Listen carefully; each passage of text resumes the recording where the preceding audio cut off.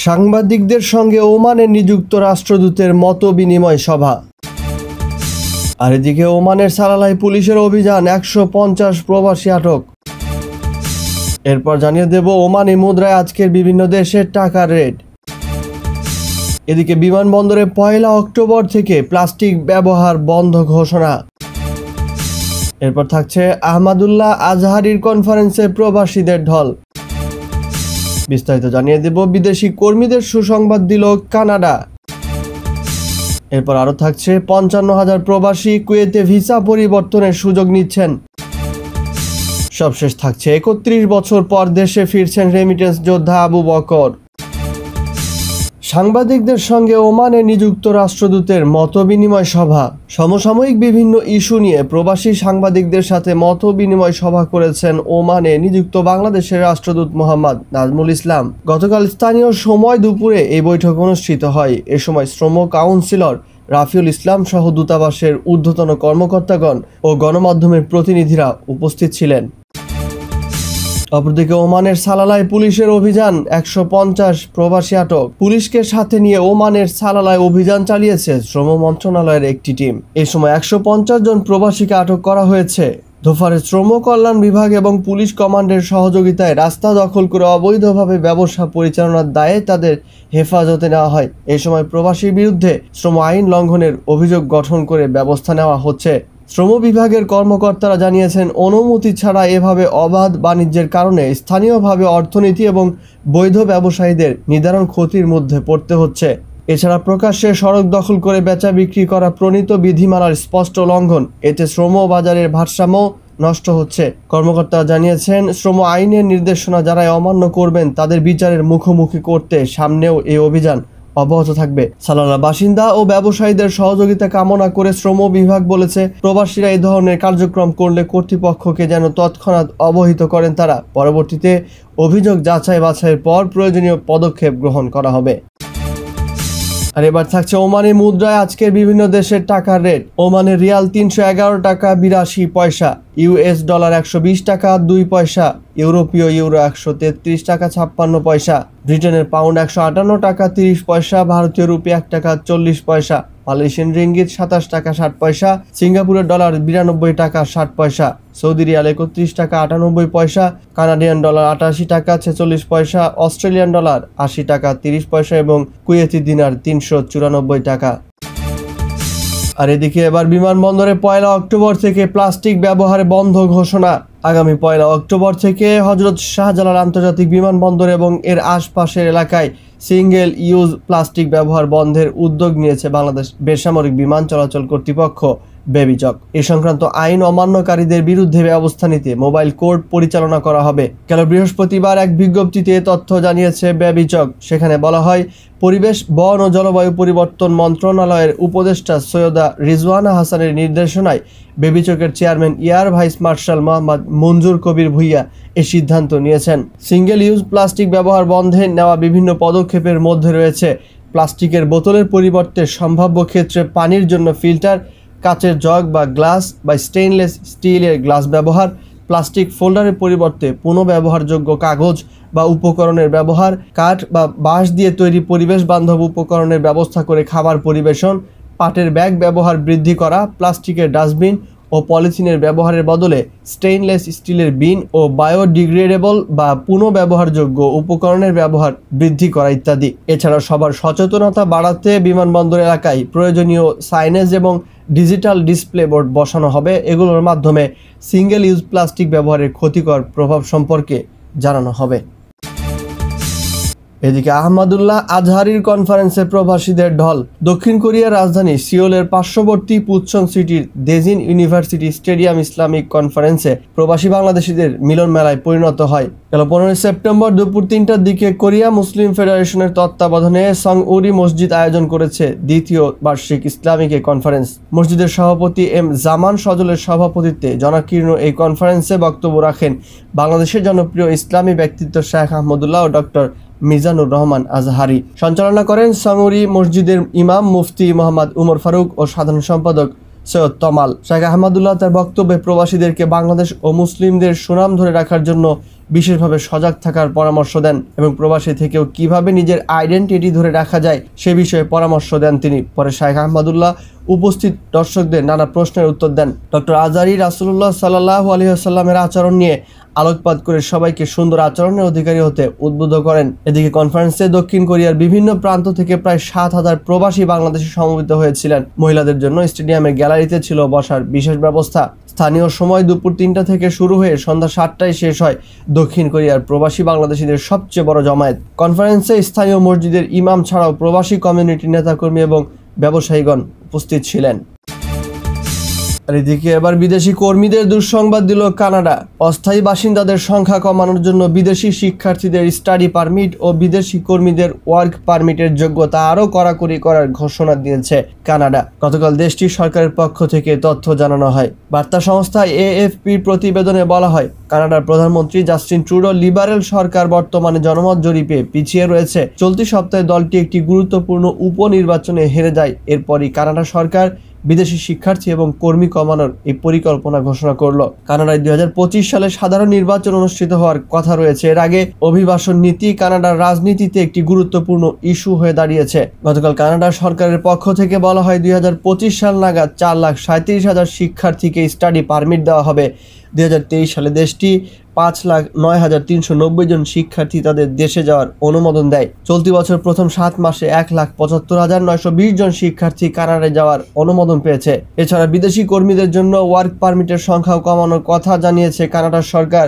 এক বিবৃতিতে কানাডার অভিবাসন মন্ত্রী মার্ক মিলার বলেন, বাস্তবতা হলো কানাডায় যারা আসতে চায় সবাই তা পারবে না। এপ্রিলে কানাডায় অস্থায়ী বাসিন্দা ছিল মোট জনসংখ্যার 6.8%। কানাডা সরকার চাইছে এটি 5% নামিয়ে আনতে। সাশ্রয়ী মূল্যের আবাসনের অভাব এবং জীবনযাত্রার ক্রমবর্ধমান ব্যয় সহ বিভিন্ন সামাজিক সমস্যার জন্য কানাডায় অভিবাসীদের দায়ী করা হয়। আর এদিকে এবার 55,000 প্রবাসী কুয়েতে ভিসা পরিবর্তনের সুযোগ নিচ্ছেন। কুয়েতের কর্মী সংকট ও কর্মী ব্যয় কমাতে গৃহকর্মী ভিসা থেকে প্রাইভেট কোম্পানি ভিসায় পরিবর্তনের সুযোগ দেওয়া হয়। আর এই সুযোগ নিতে বিভিন্ন দেশের প্রায় 55,000 কর্মী ভিসা পরিবর্তনের জন্য আবেদন করেন। প্রায় 1 যুগের বেশি সময়ের পর স্থানীয় নাগরিকদের বাসা বাড়িতে গৃহকর্মী হিসেবে কাজ করা নারী ও পুরুষরা এই সুযোগ পেয়েছেন। বাংলাদেশ, ভারত, শ্রীলঙ্কা প্রবাসীরা সবচেয়ে বেশি এর সুযোগ গ্রহণ করেছেন। এর ফলে দীর্ঘ সময় পর প্রবাসীরা নিজের দক্ষতা ও সুযোগ সুবিধা অনুযায়ী বিভিন্ন কোম্পানিতে ভিসা পরিবর্তন করেছেন। শ্রমিক ব্যয় কমাতে নিজ দেশের ভেতরে থাকা কর্মী চাহিদা পূরণে 20 নম্বর গৃহকর্মী থেকে 18 নম্বর কোম্পানির ভিসায় পরিবর্তনের জন্য 14 জুলাই থেকে 12 সেপ্টেম্বর পর্যন্ত সময় বেঁধে দেওয়া হয়। নির্দিষ্ট সময়ের মধ্যে বিভিন্ন দেশের প্রায় 55,000 গৃহকর্মী ভিসা পরিবর্তনের জন্য আবেদন করেন। কুয়েতের উপর প্রধানমন্ত্রী, প্রতিরক্ষা মন্ত্রী এবং স্বরাষ্ট্রমন্ত্রী শেখ ফাহাদ আল ইউসেফের কাছ থেকে এক নির্দেশনায় যারা গৃহকর্মীদের বেসরকারি খাতে স্থানান্তর করতে ইচ্ছুক তাদের গ্রেস পিরিয়ড দেওয়ার জন্য কোম্পানি এবং প্রতিষ্ঠানগুলোকে স্থানীয় কর্মী পেতে এবং দেশের মধ্যে তাদের উপস্থিতি থেকে উপকৃত হতে সাহায্য করার জন্য এ ধরনের উদ্যোগ হাতে নেওয়া হয়েছে। বাংলাদেশি প্রবাসী আবু সাদেক জানান, 2016 সালে গৃহকর্মীর ভিসায় আসার পর বিভিন্ন জায়গায় কাজের সুযোগ পেলেও করতে পারিনি। এই সুযোগ দেওয়াতে আমি একটি ট্রাভেল এজেন্সিতে ভিসা পরিবর্তন করেছি। আমার মতো এরকম অনেক শিক্ষিত দক্ষ বাংলাদেশিরা নিজ দক্ষতা অনুযায়ী বিভিন্ন কোম্পানিতে ভিসা পরিবর্তন করেছে। এতে করে যেমন পরিবারের সচ্ছলতা ফিরবে, পাশাপাশি দেশের রেমিটেন্সও বাড়বে।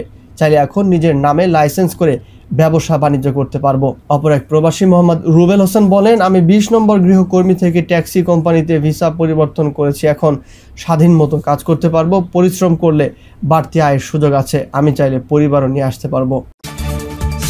আর এদিকে এবার 31 বছর পর দেশে ফিরছেন রেমিটেন্স যোদ্ধা আবু বকর। মালয়েশিয়া প্রবাস জীবনের অভিজ্ঞতা ও উপলব্ধি থেকে 70 বছর বয়সী এক রেমিটেন্স যোদ্ধাকে নিয়ে আজকের এই প্রতিবেদন। পরিবারের সুখের আশায় গত 2 যুগেরও বেশি সময় ধরে মালয়েশিয়ায় কর্মরত প্রবীণ আবু বকর প্রবাস জীবনের দীর্ঘ সময় একবারের জন্য দেশে যাননি। মালয়েশিয়ার সেলাঙ্গর রাজ্যের ক্লাংয়ের একটি মলের পরিচ্ছন্নতা কর্মী তিনি।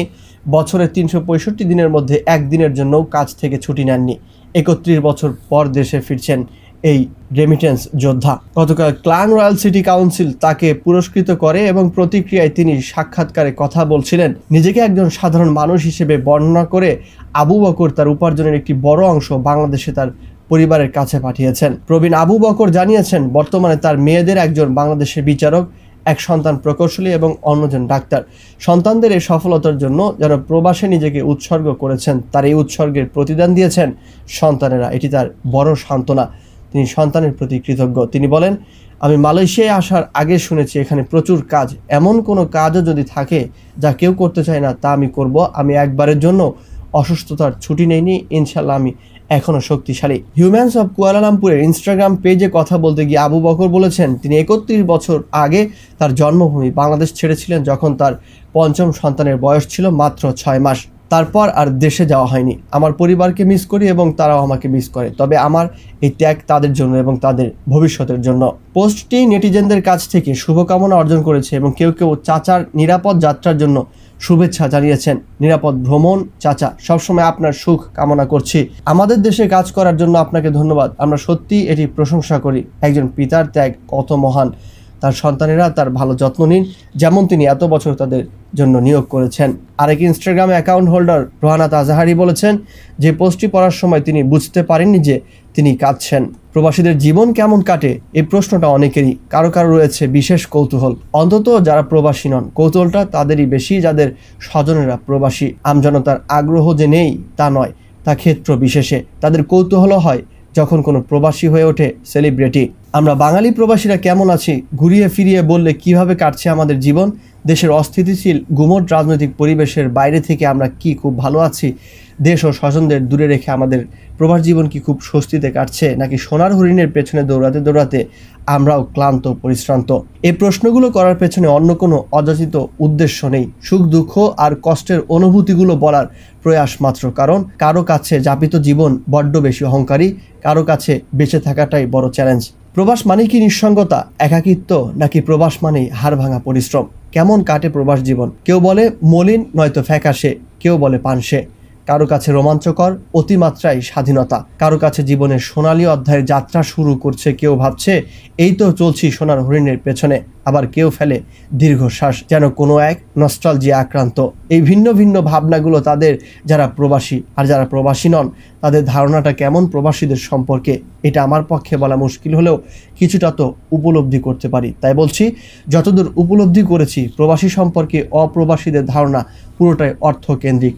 অর্থাৎ প্রবাসী মানে অঢেল অর্থ উপার্জনের কারিগর। স্বজনেরা অন্তত ওই একটি বিষয়ে পুরোপুরি সজাগ। প্রবাসী মানে থাকবে আর্থিক সচ্ছলতা। এই ধারণাটাই মোটেই ভুল নয়, কিংবা নতুন কিছু নয়। এটা তো ঠিক বাংলাদেশের সমৃদ্ধির অর্থনীতির চাকা ঘোরানোর চাবিকাঠি তো দীর্ঘকাল ধরেই প্রবাসীদের কাঁধে। বাংলাদেশ ব্যাংক বছর ঘুরে গুনছে $1000 কোটি বৈদেশিক মুদ্রা। তাই বুঝতে কারো কষ্ট হয় না, প্রবাসী মানে হাড় ভাঙা পরিশ্রমী একদল খেটে খাওয়া মানুষ। এই রেমিটেন্স যোদ্ধা বলেন, আমার প্রয়োজন খুবই সামান্য। উপার্জনের বেশিরভাগ অংশই পরিবারের জন্য পাঠিয়ে দিই। সকালে নাস্তা করে কাজ করতে চলে যাই, আবার ফিরে আসি। পরিবারের সঙ্গে প্রতিদিন ফোনে কথা হয়, সুযোগ পেলে বিশ্রাম নেন। পরের দিন আবার একইভাবে দিন চলে যায় এই প্রবাসীর। দেশে ফিরে যাওয়ার প্রবল আগ্রহ দেখিয়ে এবছরের ডিসেম্বর মাসে ফিরে যাওয়ার কথা বলছেন তিনি। দীর্ঘদিন পর পরিবারের সদস্যদের কাছে পাওয়ার সঙ্গে সঙ্গে 2 নাতিকেও তিনি প্রথম দেখবেন। প্রবাসের সকল আপডেট খবর পেতে আমাদের চ্যানেলটি সাবস্ক্রাইব করে সঙ্গেই থাকুন।